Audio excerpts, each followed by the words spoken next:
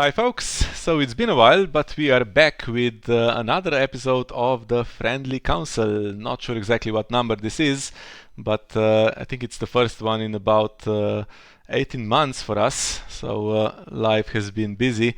Hannes and I are both running out of time for these things, and Hannes is not here with me, unfortunately, today. But we have a very special guest for you. Joining us is former world champion Francis Cote. Hello. Hello, Miha. How are you doing? Yeah, doing all right. Looking forward to this episode. So we've been struggling to get Targaryen guests when we first started. Targaryen was the last episode, the last faction we did. But it's the first one of this new cycle of episodes that I hope are to come. And perfect guest. I think one of the true Targaryen specialists, right? Do we have Targaryen today, or do we have something else? Yeah, we have Targaryen. Although I'm trying to get rid of the Targaryen loyalist tag that I have, but I do like to play them a lot. Yeah, you did alright with Lannister recently, but I guess Targaryen is your one true love in Thrones still. Yeah, exactly. Okay, so Targaryen it is, and what agenda are we doing?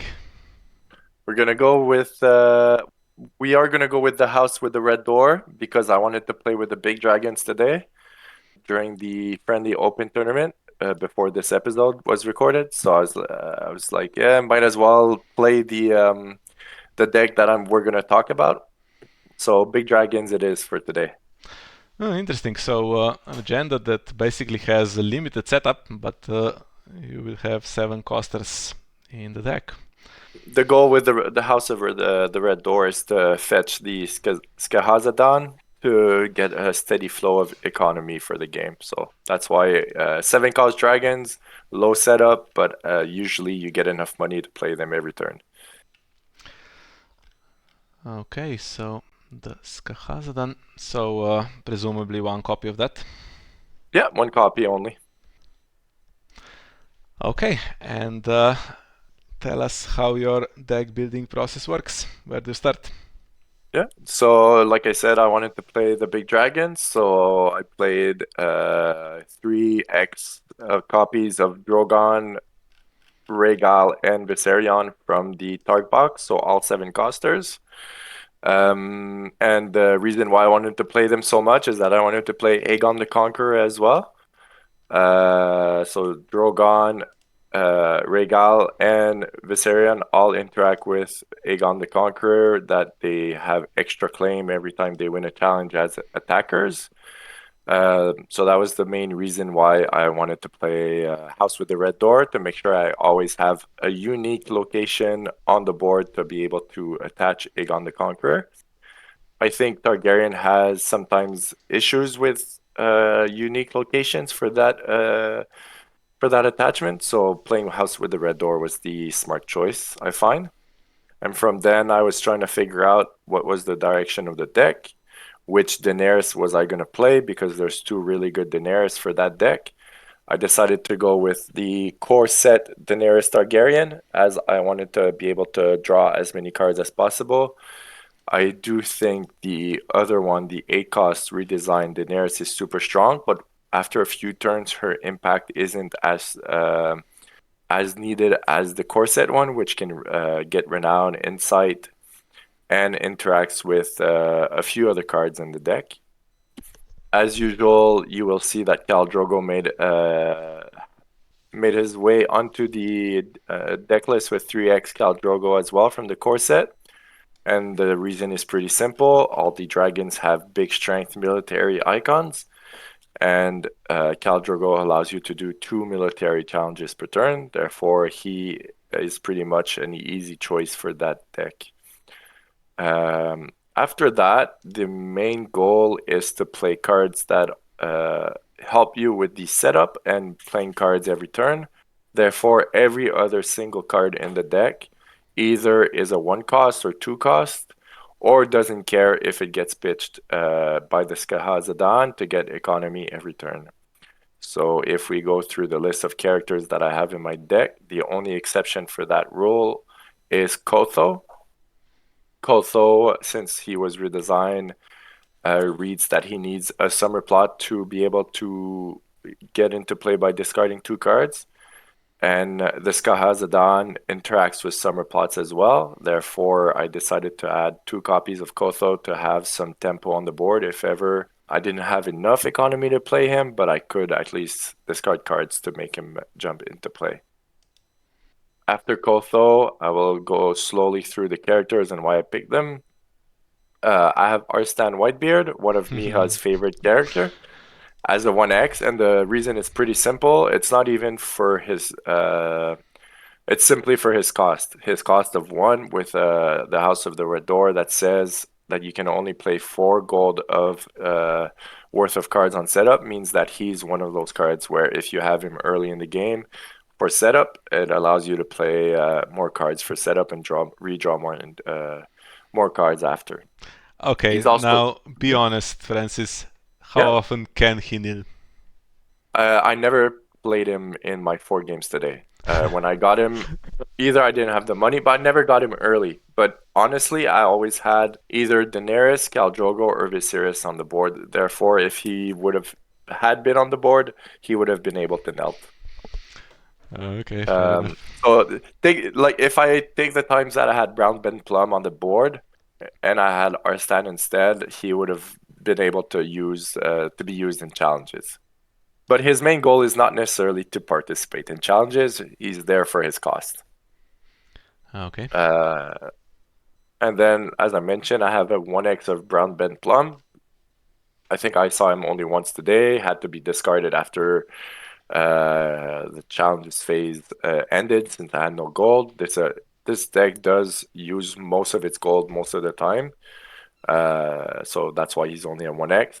Once again, he costs 1. He's really great for setup. Other than that, you can always discard him for extra gold or play him and he gets claimed right after. The next card would be Doria, which is a 2 cost card. Once again, for setup, she's amazing. She's also great for drawing cards with Daenerys or Khal Drogo or even Viserys at some times. She drew me a few cards during the games I've played today. And then 2 of the key characters that I have in my decks are 3x copies, are Freedman and Missandei, and both are basically cards that say, please discard me to get more money for Skahazadon. Missandei goes right into play, Freedman goes into the discard pile, and then later on in the game manages to make his way to the board. Missandei was pretty good for me today, but Freedman stayed hidden in my decks in my games most of the time. But the purpose of the card is still there. He likes to be discarded for Kotho. He likes to be discarded for Skahazadon that I've mentioned before. There's also a few other cards in the events that we'll discuss later who don't mind using him as a discard card. Same thing with Missandei. And then a card that I've mentioned previously but I haven't talked about yet is Viserys Targaryen. He's currently 2 copies in the deck. Corset? Reason why he's Corset Viserys, and the reason is simply he costs $1. He has a really good ability that allows you to remove attachments if needed. He was my only attachment hate card in the deck, surprisingly for this time around. The deck doesn't mind having attachments against it, therefore I thought it was fine to have only him. And then the last card for characters are the Targaryen Loyalists. Once again, they cost 1. Simple economy. They're great for the setup. So that pretty much rounds out the character list for 31 characters in total, but most of them are unique characters in 3 copies each. Therefore, there's not that much variety in terms of characters. But those characters, once they do enter play, they impact the board very well. Do you want me to talk a bit about the dragons, or do we want to skip to something else? Yeah, the dragons, I mean, we can mention generally. So we've seen the decks with the big dragons before, Yeah. most notably, of course, last year's Stark tournament where Werner Wispaintner played the big dragons and reached the final. But he did have the 8 cost Daenerys, so to cheat them into play a little bit. Yep. But once they are in play, of course, they are incredibly strong, especially. So Rhaegal basically stands himself and another dragon, which means Yep. every challenge 8 strength plus whatever else there is. And Viserion, I always found, was the most difficult character to defend in all of Thrones, probably, because Yep. global -2 on everything. So if he attacks, I mean, you have to have some kind of miracle to even consider defending, right? Yep. And I think that's why I prefer. I get why people like the 8 cost Daenerys, but I love this Daenerys for those two characters you just mentioned, where the Rhaegal allows you to stand her as well and gets you even more renown and insight with that character. And as for Viserion, instead of being -2, it's -3 on everybody. Therefore, it allows you to push any challenges that you want. As for the Drogon, well, he just enjoys killing every little cost character that's on the board. And if you're able to combo his ability with either Daenerys or Viserion, and people decide to defend, or even if you're able to have some of the events that we're going to talk about a bit later on, that allow you to reduce the strength to 1 or lower, it allows you to clean the board pretty efficiently for one character that costs 7. Another reason why I do like playing the core set Daenerys is that I like one of the attachments that I played in the deck, which is a 1x Mother of Dragons. I've always loved that card, being able to participate in military challenges with Daenerys, allowing you to remove strength to keep the -1 strength of reduction while she's standing and participate in military challenges, and then allows you to push even more towards your game plan, which is to draw cards with her, get renown with her, and allows you to have her participate in more than just 1 or 2 challenges per turn. Always loved that card, especially when I would play it in trading with cohort before. So this is my 1x cheeky card, Mother of Dragons. Yeah, so Also, yeah, go Daenerys ahead. with her insight, of course, it's a great source of cards. But what you do lose is the potential tempo plays by cheating dragons into play. So I wonder how this deck is going to look when we talk about economy, because you have so many 7 costers there that need to be in play. Yep, it's the next card I was going to talk about is Beggar King. So Beggar King allows you to have at least 1 or 2 gold per turn extra, considering the plot deck is very low on economy. One of the reasons is to allow you to trigger Beggar King for 2 gold if there's no kings, 1 gold if there is a king on the other side. So yeah, it's one of the cards, especially early game. If you're able to have it on setup, once again, it's only one cost. It allows you to get a lot of gold early, especially with the Skahazadon. That's a potential of up to 5 gold per turn during summer plots, before even counting economy and golem plots. So while the dragons do cost a lot, I was never not able to put a 7 coster into play when I wanted to. Okay, Uh, how many copies of Beggar King? 2 copies of Beggar King. Okay, so that's now 3 attachments, and you mentioned Aegon the Conqueror earlier, Yeah, so we yeah. play all 3. We all 3 copies of Aegon the Conqueror. We want to see it as much as possible. All right. Are we doing anything else with attachments? Because I feel like this deck could play pinch pretty easily.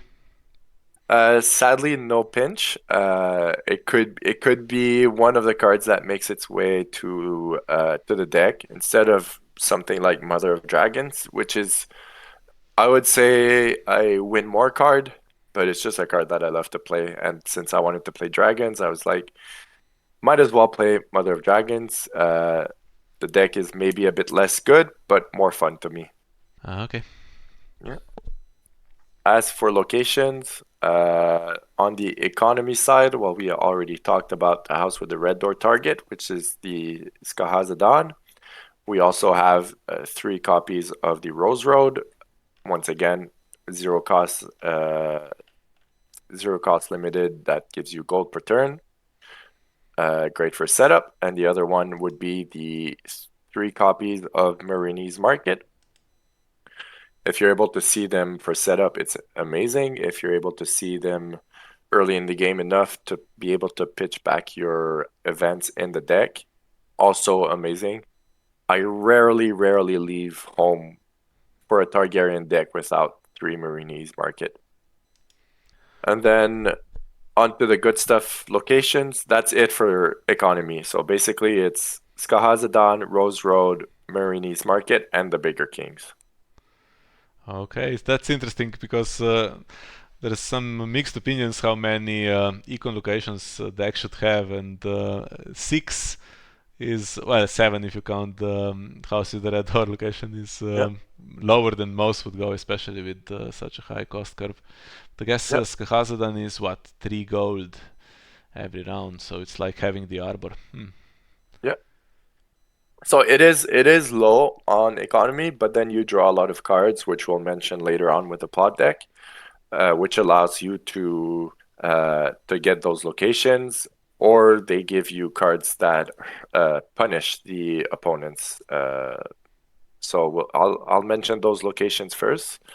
Every single card that I add for um, that I had for locations were 1x. So I have 1x of Astapor, and the thinking is simply to have another card that gives my negative strength when you want to. Um, 1 copy of Plaza of Pride. Once again, uh, this card is really good for setup. It costs 1, and it allows you to pitch one of your high cost characters to be able to stand another one of your high cost characters. It can hurt sometimes when you're lacking cards, but most of the times you'll have plenty of cards in hand to make sure that the cards that you're tossing do not hurt your game plan in the long run. 1x copy of Plaza of Punishment. We talked earlier about how Viserion is so hard to defend when he wants to win a challenge. If you combo that with Plaza of Punishment, you're able to either force them to let you burn somebody that you want, or he has to over defend. And at that point, you just can choose whatever you want to win as challenges after the power challenge is done. And the last location is Summer Hall, which allows you to kill any character that strength is reduced to 0. And this is where Astapor is really good. It allows you to point and click for some kills that you want without having the need for terminal burn. Also, I forgot to mention this for Plaza of Punishment, but it is a terminal burn. And therefore, if you're able to combo it with one of the non-terminal burn cards, it allows you to kill some characters that otherwise you would not be able to kill. So, very good card as well. And that's pretty much it for locations. I only have 11, considering that the House Over the Red Door allows me to fetch the main one that I want every game. Uh, I don't think I needed more than 11 locations for the deck. Okay, so there's one notable one that's missing here that maybe we should mention. Marine, not considered for this deck. No, I didn't add Marine. To be honest, I know how good the location is, but I was never the biggest fan of the location. So no Marine for me. I didn't like it that much before it was redesigned. I don't like it much since it was redesigned. Okay, fair enough. And Yeah. for Econ, also no Great Hall with so many 7 costers and 6 costers. I think there's about 15 of them. Yeah. At first, I had Great Hall and Gates of the Moon, and I was thinking about playing at the Gates as a plot to start the game. But considering I went with another direction, I decided to remove those 1 cost limited locations because I didn't want to be reliable of them. Uh, I could have added them instead of a third Marinese Market. I could have went with the Great Hall, and then if I get it, it's great. But I'm someone who likes to consistently have the same results with my deck. Therefore, I think that what happens is with one Great Hall, you get it and then you're happy, and then the games you don't get it, you always say, "Oh, if I had Great Hall, everything would went well." And therefore you have to play at the gates, and it changes so many. It's a chain reaction of if I want Great Hall and I want Gates of the Moon, I want at the gates, and if I want at the gates, I need to remove other plots to make space for it. Well, that's why it's not there. But it is a good consideration, like you said. If you're trying to play at least one 6 or 7 coster every turn, it makes it so much easier with Great Hall for sure. Okay, so 48 cards, and does that Yeah. mean that we are doing 12 or 13 events? 12 events, never over 60. Never over 60. Yeah, we have this conversation with every guest, and Yeah. opinions are split on this. There's only one right answer though. It's 60. Okay. For events, I went with 3 A Dragon is No Slave. I think the combination with some of the previously mentioned cards, either Drogon to kill characters, either Summerhall to kill characters, or Plaza of Punishment to kill characters, or even just to help you with some challenge math. It's a great card. It's also one of those cards that is easily fetched. So if you do throw it with the Skahazadan, you can go get it later for $1 after winning a challenge with a dragon or Daenerys. Therefore, one of those cards that allows you to flexibly play between part of the game plan, which is toss cards for economy, and the other part of the game plan, which is to burn characters. The other 3x event that I have in my deck is Consuming Flames, and this is a terminal burn card, which once again goes well with the A Dragon is No Slave and the other mentioned cards previously as well. And also with the Field of Fire, which is a 3x event as well, which is one of the reasons why I like to play the 7 cost characters now. 7 cost dragons, my bad. Which allows you to reduce the strength of characters based on the number of 7 cost dragons you have in play. The only problem with this card is that when you play against attachment heavy decks, it's a bit harder to burn, but it's usually fine. And it allows the biggest combination for this card is to have it with Drogon and to be able to burn some characters that would have 2 or 3 strength to reduce them to 1 and then be able to kill multiple characters with 7 cost Drogon. Okay, so Field of Fire is. Do you play it for -1 if there's one dragon, or do you aim for a bigger number here, 2 or 3? It depends on the situation. It's always board dependent, but if you can get -1 and you killed more than 2 characters with it, or even if you kill one and then allows you to claim 1 character or even 2 with Aegon the Conqueror, it stacks up pretty fast. So Field of Fire, you use it. You try to use it at the right possible time, but sometimes you hold on to it too much and then it backfires. So as long as you can get some kills, I think it's worth it. Okay. Uh, and then the last 3 events in my deck are all one-ofs, and it's a Dracarys, which is an amazing card, but the tempo hit of having to kneel a 7 cost character to use it is pretty high.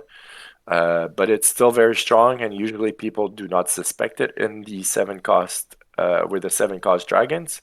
Therefore, it's usually a surprise, and they are not as careful with their characters as they would be without the 7 costers. And then I have Incinerate as a 1x as well, which allows you to do a lot of numbers if you want to reduce strength of characters, either with Summerhall for non-terminal burn kill, or even combo it with either Plaza of Punishment, Dracarys, Consuming Flames, or even get characters to 1 strength for Drogon. So, pretty good card, but it does empty your hand pretty fast. And the last card is a 1x of unexpected return. And the reason is that you might have to throw some high cost characters into the discard pile sometimes.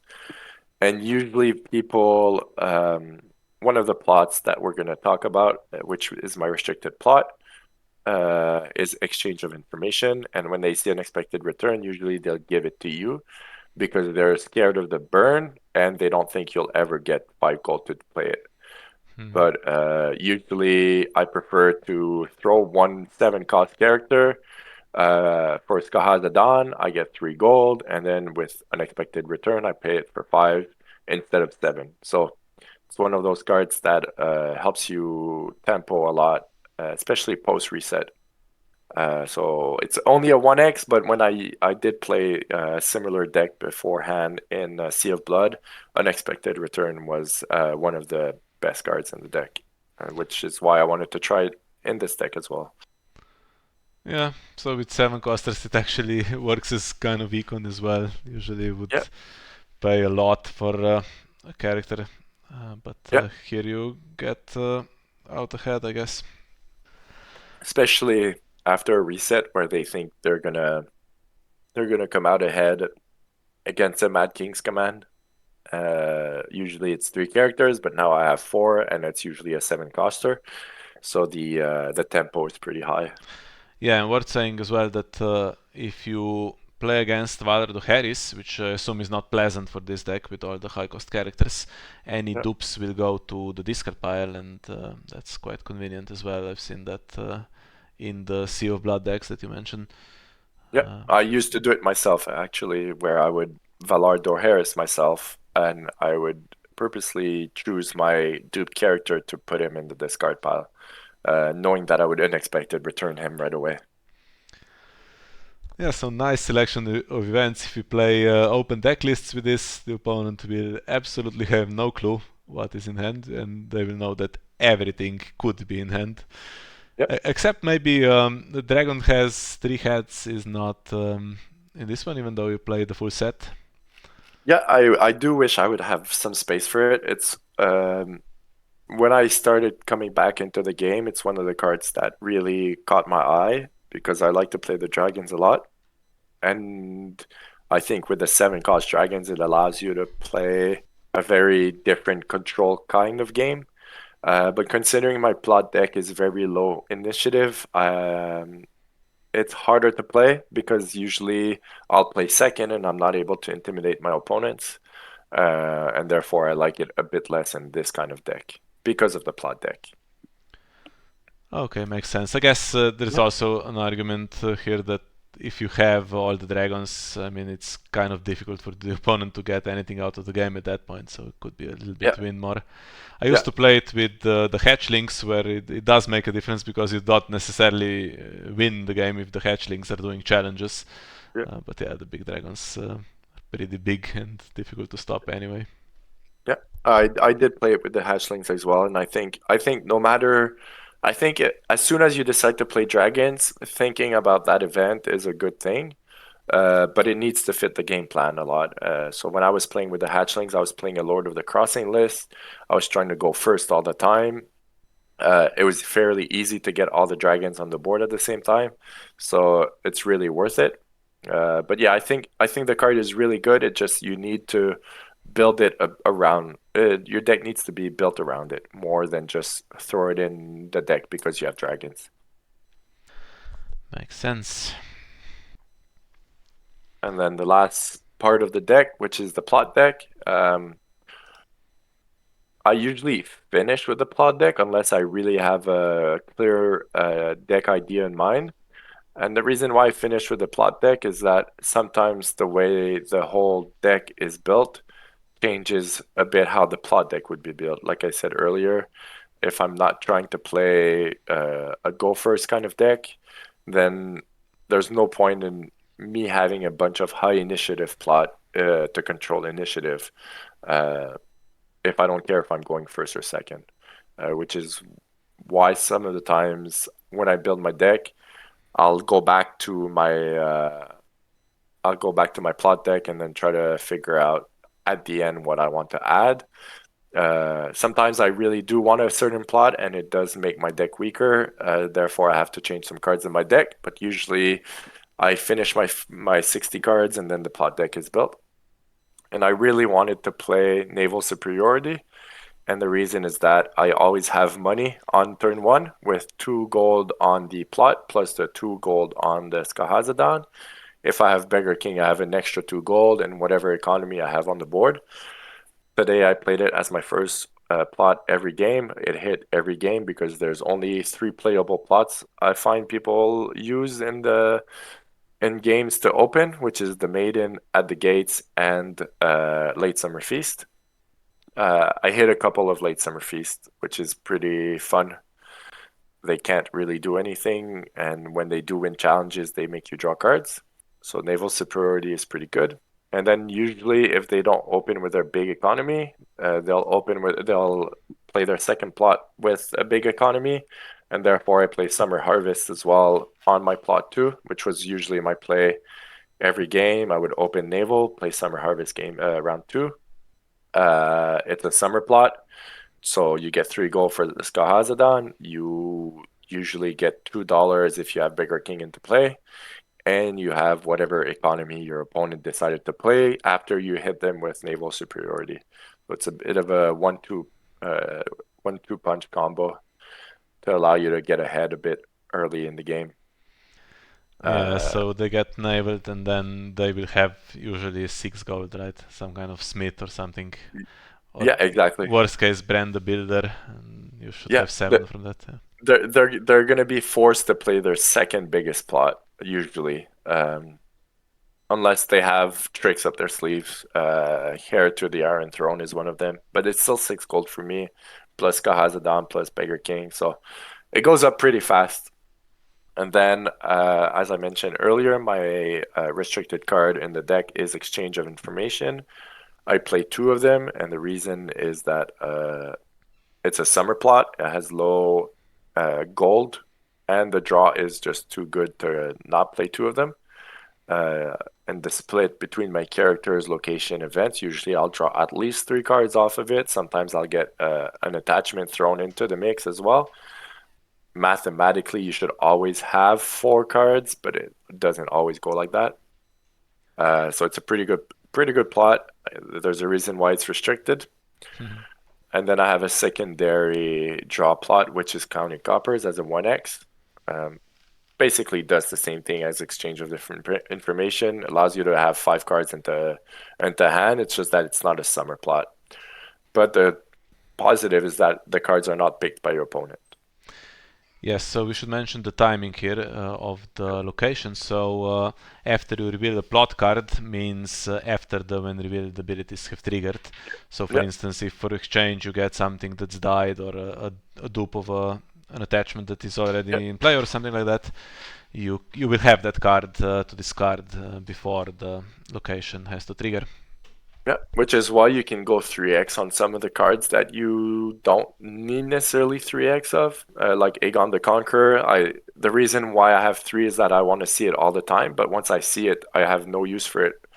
But now I do with the Skahazadan or Consuming Flames or Kotho or things like that. So the extra copies are never bad. And then the last 2 plots, I have Late Summer Feast as my big economy plot because it's a summer plot. It's also very good post reset. So yeah, that's usually when I try to use it after resets, unless I have 2 really big characters and I know it's gonna swing the game into my favor. I'll just keep it for around like plot 3 to 5, sometimes 6 as well. That's how good the deck economy goes. Even if the plot deck has very low econ, I never really needed it until I had a lot of cards in hand that I could use. Usually, I was able to play at least 1 7 coster and have a few gold left for events, even without late summer feast. And then the last one is the Mad King's Command. The reason why I went for this plot as a reset is that location decks are really a struggle for this deck. Also, cohort decks are a struggle, and the characters that are on board are usually going to be better on my side than their side. And once again, I can take advantage with the tempo of either Missandei, Freeman Man, Unexpected Return, post Mad King's Command, and make sure I have more characters on the board than my opponent does. Which is why I went with this plot, which pretty much completes the deck for the deck list. Yeah, that makes sense. So, yeah, the decks that like Mad King's Command usually are those that will have 3 locations and then they don't care if the rest of the locations go, and they have at least some kind of number of attachments so that that's not a waste either. And then, of course, they need to be better in the 3-on-3 situation, which I think I can't imagine any 3 characters than the 3 big dragons or 2 dragons and Daenerys or whatever being Yeah, better than whatever the opponent has. The other yeah, thing is, of course, decks that can increase that number, right, from 3 to something bigger, which I guess you would want maybe Freedman in the discard pile or something like that, and then the board can get bigger that yeah. round as well. Yeah, and so one plot I do regret not having though is March to the Wall. It fits perfectly into this deck though. But for some reason I decided to go for some more draw over March to the Wall. But you could easily cut something like Counting Coppers to play March to the Wall, so that let's say you play Mad King's Command, and then you are really well set up with Aegon the Conqueror, and then you have a dragon or two on the board. You're able to get the board to 1 character usually, and then finish by playing March to the Wall. In the perfect scenario, you were able to add Freed Men from the discard pile, so the only thing that is getting discarded on your side of the board is the Freed Men.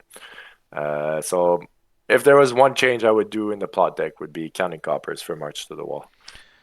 Yeah, and Viserys also likes to be marched sometimes. Yeah, exactly. Quite an easy attachment removal. Yes, so some plots that stand out here that are absent, I mean. So first, Snow is the one that I would ask you about because you have the big characters and you can aggro a little bit on the first Snow turn. Yeah, so if you want to play first snow, you have to cut something like the naval superiority. So you have to decide between how much do I want to hit my opponent at the beginning of the game, where you're usually a bit weaker because you don't have a good setup because of the $4 restriction from House with the Red Door, or do you want to be able to reset the board with the first snow of winter? So both ideas are very good. I just decided I want to play naval superiority for today. Okay, and then also the in-faction Targaryen plots. So we have 2 that, okay, Fury of the Khalasar is irrelevant in this deck, but the other 2 are basically related to dragons. So we have Blood of the Dragon. You mentioned Yeah, Field of Fire earlier, and of course Daenerys with her passive ability. So if Field of Fire is played, when this is revealed, just a lot of characters would die instantly from that. Of course, it does affect yours as well, right? yeah, Field of Fire. exactly. It does. Yeah, and considering I have a few 1 strength characters that I do like to play, and then a lot of 2 strength characters as well, it would hurt me. Probably hurt me more than it hurts my opponent. The deck is already really strong at controlling the board. I think having the biggest weakness is controlling the bigger characters, and that's not something Blood of the Dragon does very well unless you have a couple of Dragon is no Slave and then a couple of dragons as well, and a Field of Fire. I think that requires a lot of things to go well on your side for you to be able to burn the bigger characters on the other side. And then we have Dance of the Dragons. So this one specifically, well, actually, it doesn't specifically reference the big dragons, but it does need dragons for the claim replacement. Yeah. Basically, it's a plot that will replace military or intrigue claim with like a 2 claim power, which could be a big swing, especially in the late game where power is available to steal, and if the game is timed as well, it could make a huge difference.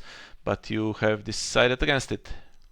Yeah, once again, the same reason for Dracarys, where you do not want to kneel your big characters for an effect that to me is not worth it. I'm not saying the plot isn't good. I think the plot is very good. It just needs to be built around a bit more than what I have currently in my deck.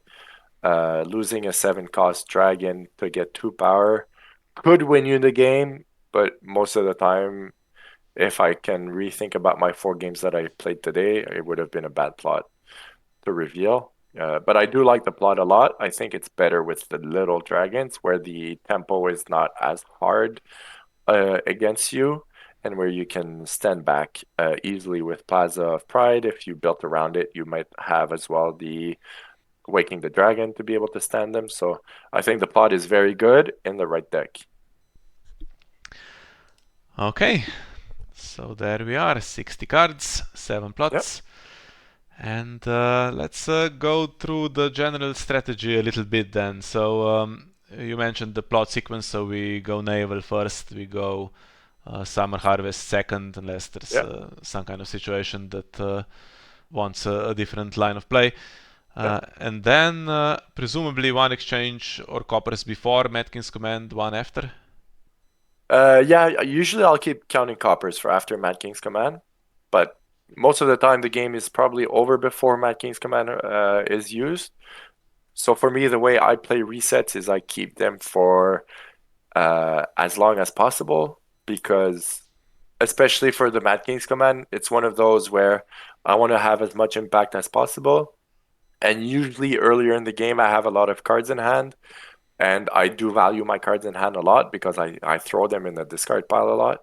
And therefore, having to empty my hand with Mad King's command, I would have to have a really strong board early. And usually it's not the case because I only have a 4 gold setup. So the idea behind Mad King's command is that it's used usually around the same time as late summer feast, which would be plot 3 to 5, 3 to 6, depending on the game. Obviously, we say this, there's always some scenarios where your opponent decided to play counting coppers twice in a row, and you want to Mad King's command on plot 3 right away or plot 2, depending on the board as well. But I usually try to keep it later in the game where my opponent has started to lose a bit of cards in hand, but has a lot of characters on the board, a lot of locations, maybe cards and shadows, where it allows me to gain the advantage a bit more. So there's not a clear-cut definition of one exchange before, one exchange after. Usually, you do want to keep one of your draw plots for after the reset, though. Okay, and the reset, do you find yourself playing the reset aggressively to really put the final nail in, or do you have to play it defensively as well to level the board basically because the opponent has gone crazy with a swarm of characters or with a swarm of locations? I would say I try to keep it for defensively for the sole purpose that I usually am able to keep the board smaller with the burn and the higher claim. The one thing that I do have a weakness is the backboard, which are the locations and maybe the attachments a bit more. Therefore, the longer I can keep it in hand and while in my plot deck, the longer I think the more odds of winning I have. Um, I think playing it aggressively can backfire very quickly, but I can redraw quickly as well. So it's something that is possible with the deck, but from my playstyle, for the way I feel like the meta is currently, which is a lot of locations, I do prefer to keep it for later into the game defensively. Yes, so one thing worth saying here as well, rules wise, so Skahazadan is the house with the red door location. You have to keep it for Matkins command, you have to choose it. It's not for political disaster, you don't because it cannot be discarded from play, but it can be put to the bottom of the deck, so it needs to be one of your 3 chosen locations. Well, I would assume it needs to be. Have you ever not Yep. chosen Skahazadan? So I wasn't sure about the ruling. So my last game, I decided not to choose it because it was there was a seized by the guard on my Skahazadon. But there was also my Aegon the Conqueror on it, and I decided not to choose it, and I regretted it right away. So yes, like Miha said, keep your location that you picked with House with the Red Door with Mad King's Command. It's very important. You should always pick it. You should always pick it. Okay, so anything else you want to add about the general strategy? I think the only thing I would add is that while this is currently my plot deck, there is another way to play the general idea of the deck, which is to completely shift into a bit more into the city plots, where you play at the gates and you play two city besieged. They're also both very low on econ, but very high on initiative and two claim. If you add this to the idea of Aegon the Conqueror, it allows you to apply a bit more pressure onto the opponents. And at that point, I think you're able to play a bit more around the event that we mentioned a bit earlier, which is the dragon has three heads. You're able to control the initiative a bit more and put a lot more pressure on your opponent.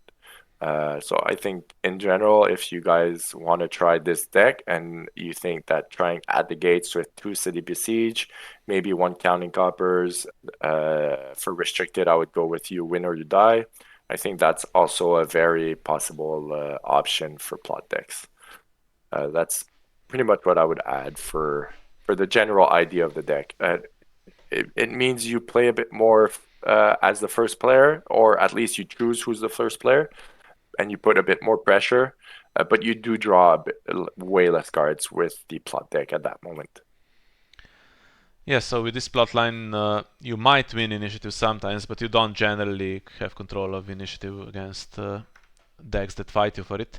But let's say Yep. you do, would you go second or first normally? And honestly, I'm someone who loves to go second, especially today I was playing against a Martel trading with Kohor, who wanted to go first all the time, which was perfectly fine for me.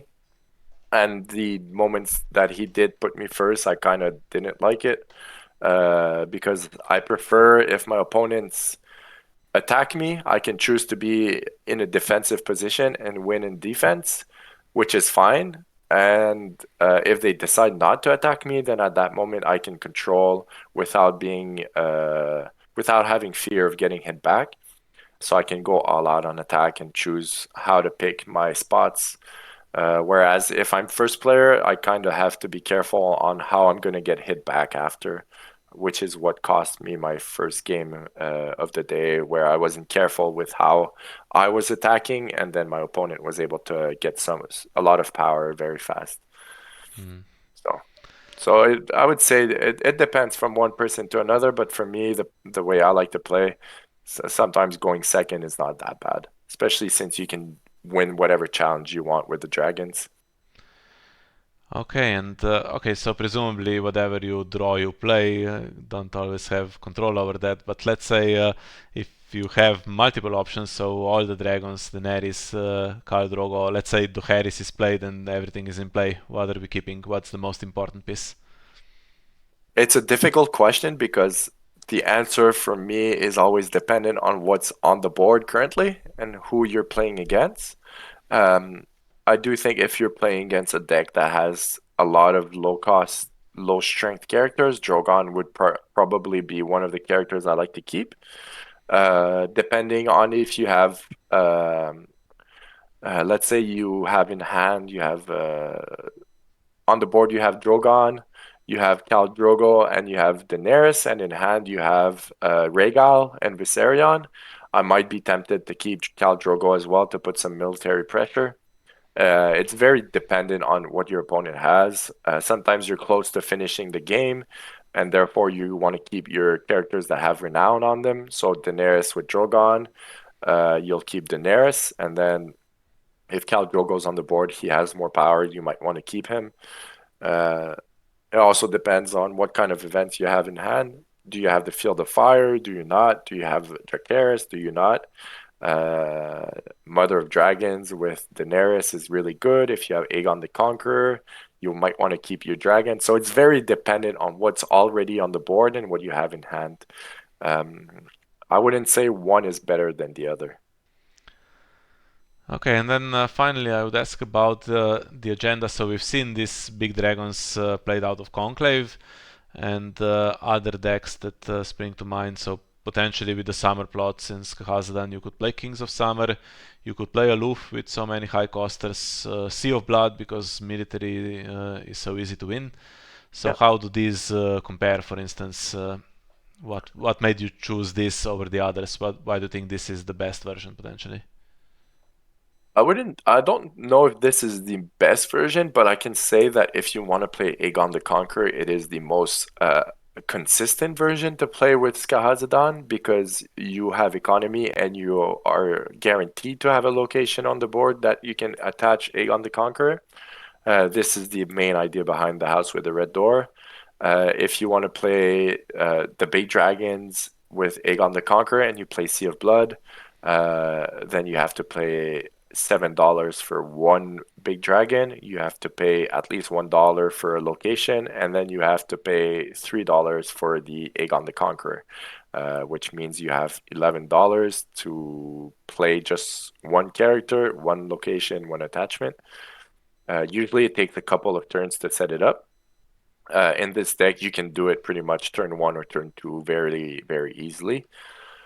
With Aloof, like you mentioned, you do have the flexibility of having -2 on your plot, which is something that's very good. The downside is that you do give power every time one of your seven costers does exit play, which happens a lot between the Mad King's Command or the Valar Dohaeris that a lot of people play, or Valar Morghulis.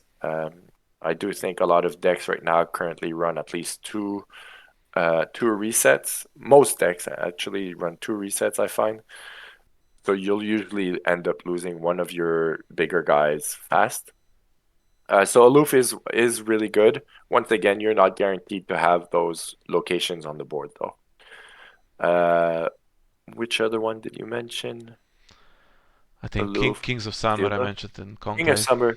I would say King of Summer has the same issue of having to have a location, and Conclave is really good. I just don't know how much it has the spot between the Maesters, the Dragons, and the events to play those unique location on top of Aegon the Conqueror. But one thing that it does well is that it allows you to fetch it from your conclave, so you have a chance of seeing it more often. But I don't know if it actually has the slots to fit it in, which is why I went with House of the Red Door. My goal was to try Aegon the Conqueror. I think it's the easiest way to try the attachment in this deck.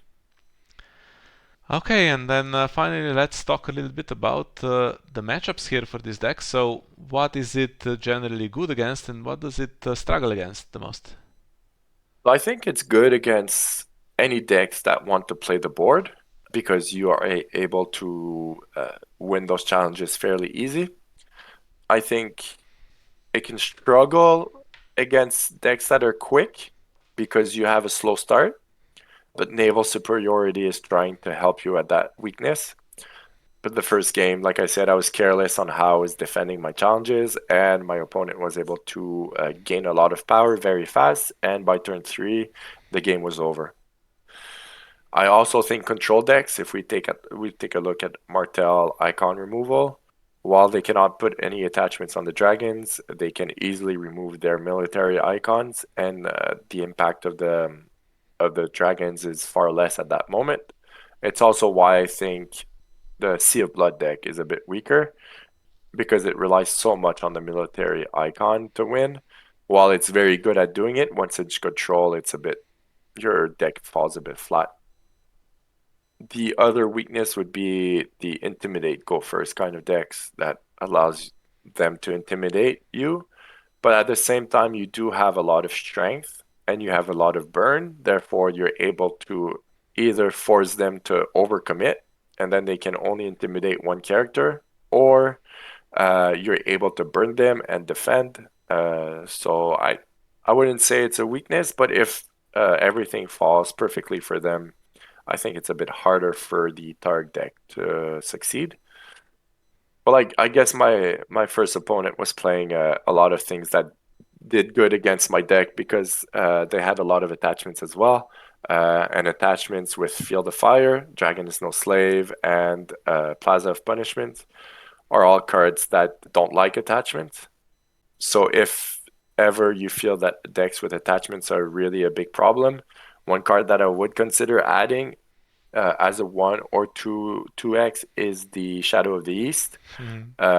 especially with Late Summer Feast being used as one of the ways of punishing attachment decks. Late Summer Feast allows you to repeat it as a summer plot and then has a lot of gold.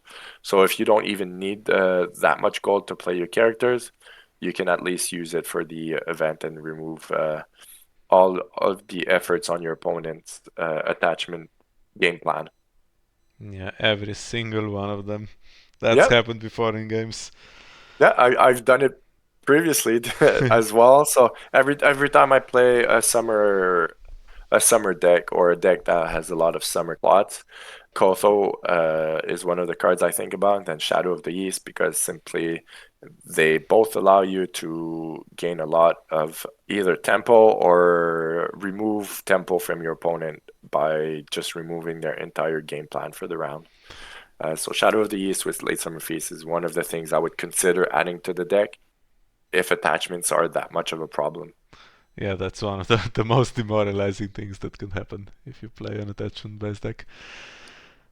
For your opponent, yes, but then when your game plan is revolving around those events that do want cards that has no attachment, then Shadow of the East is one of the ways to do it. Okay, so then how about, for instance, decks that go really high on shadows? So recently Tyrell Assault has been strong. Yeah, Lannister can play a bit of shadows, Baratheon can play a bit. yeah, I think I would all classify those as more control decks. And I feel like anything that can do shadows is something that's very hard to defeat. Usually that's when I prefer having them go first. And then whatever tricks that they do have, they have to do it while I'm doing my challenges. And I try to keep my military for the last challenge. So if I'm able to go power first, gain some unopposed power, or if they defend it, then I can at least use my military challenges to clean the board by the end of the turn. I think that's just the general idea against any shadow deck where you want to force them to do their tricks early in the challenge phase. And if they don't, well, at least you get to do your free unopposed challenges. And if they do the tricks, well, at least you can claim the characters at the end of the challenge phase. Yeah, I guess Mad King's Command is especially good against some of those decks because they Yeah, can't keep a thousand cards in shadows and a thousand locations in play.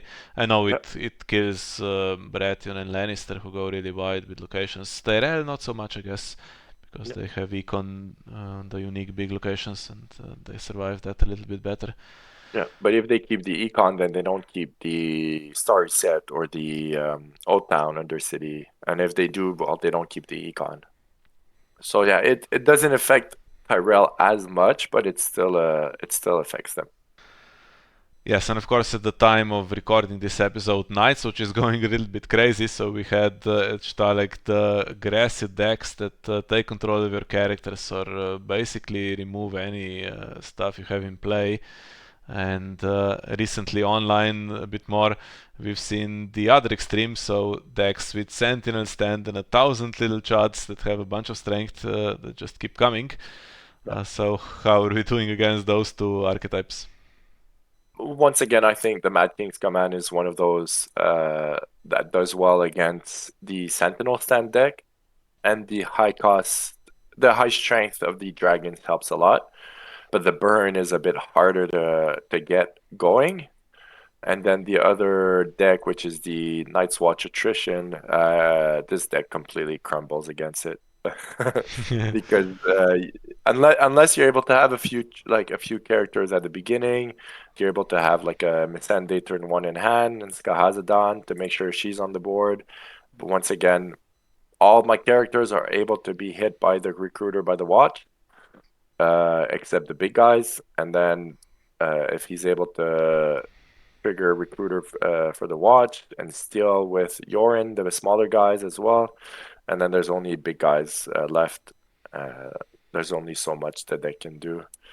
So I do think it's very weak against those decks. Yeah, and then they do challenges with your own characters against you, in case Yeah, you have Burn in hand. A yeah, recruiter is still there.